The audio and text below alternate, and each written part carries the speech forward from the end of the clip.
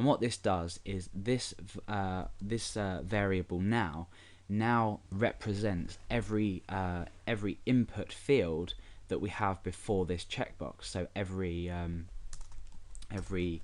password field that we have on our page. So now that we've done that, we can use this to obtain the value of the checkbox, so the password that the user has typed, the type of the checkbox, which is important because we need to switch between text and password type. As I explained at the start of the tutorial, we're replacing these. We then need to grab the name, ID and class attributes from this field in order to actually retain them and place them back inside our password field when we don't show the password. So let's go ahead and first of all obtain the value. So I'm going to create a new variable called value, and this is equal to prev.val. Remember, this is the same as writing this here. So essentially I've created this previous variable just in order to cut down having to go this.prev.val every single time. So I'm just using this previous.value here, and it just makes it a lot cleaner, and we're using, you know, the same object over and over again. Okay, so now we want to grab the type of the field. So var type, and this is going to equal prev.attribute. So we're grabbing an attribute from the current field, and that's type. Now this value is either going to be a text or password because we're switching between the two, and we use this to determine the toggle between the text and the password. We're not really using any jQuery toggle functionality, but we're doing this ourselves by creating a new type and switching between the two. So this is an extremely important part of the code. So now we're going to just take some attributes from the original password field that may exist, and we may want to go ahead and replace back into the text field first of all, and then the password field again.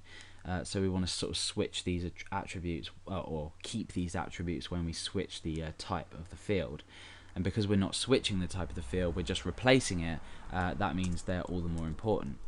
So I'm going to say var name is equal to, again, prev.attribute, and this is just name. We then need an ID. We need to obtain the ID, which is the attribute ID, and then lastly the class as well. So prev.attribute class. Now you may want to go ahead and extend this list depending on what values you want to supply in this password field. For example, if you wanted to keep or wanted to use a max length, for example max length 10, inside here you would have to then go ahead and say max length equals, you know, prev.attribute and then max length. So you'd want to go ahead and take each one that you feel like you might be able to use. So because you're following along the tutorial, you can see how it works, and you can go ahead and modify this accordingly. So this is extremely important. Okay, so what I'm going to go ahead and do now is just go ahead and say prev.remove. And we're going to leave it at that for now and just go over to our browser and check what this is doing. So we already know what this is doing, and we've seen the checkbox being added. But once we click the checkbox, we want to remove the previous item, and you'll see how that works in just a moment. So I'm going to click here, and you can see that the input field, the password field, has been deleted. It's been removed from our DOM.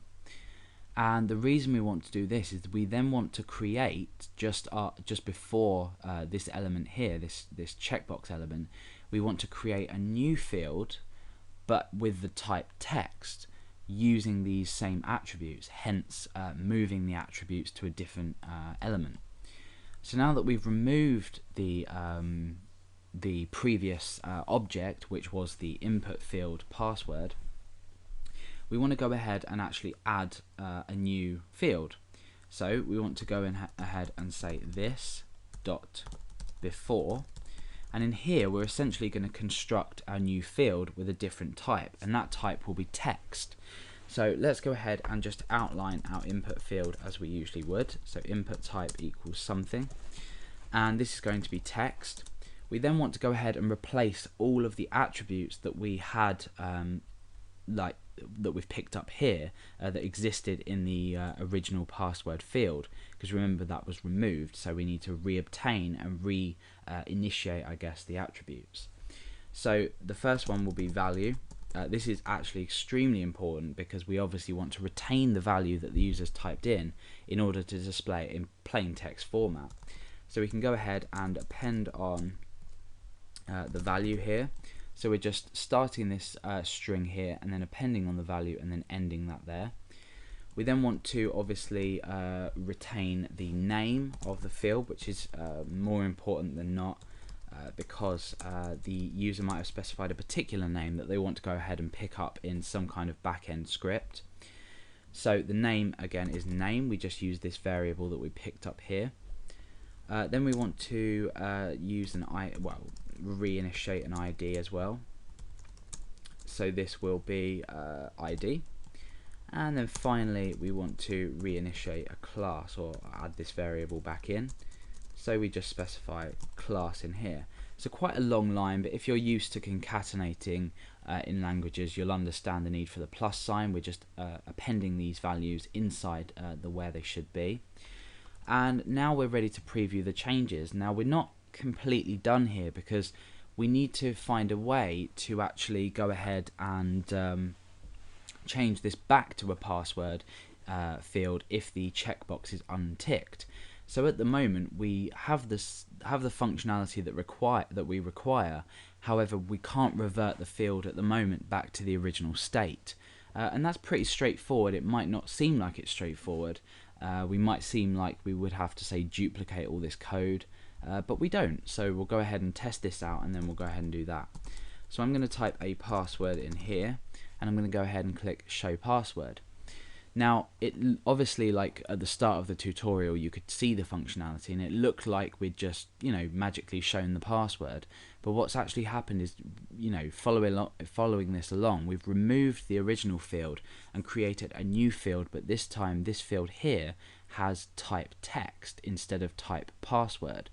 But obviously now we've got the problem that when we uncheck, the plain text remains.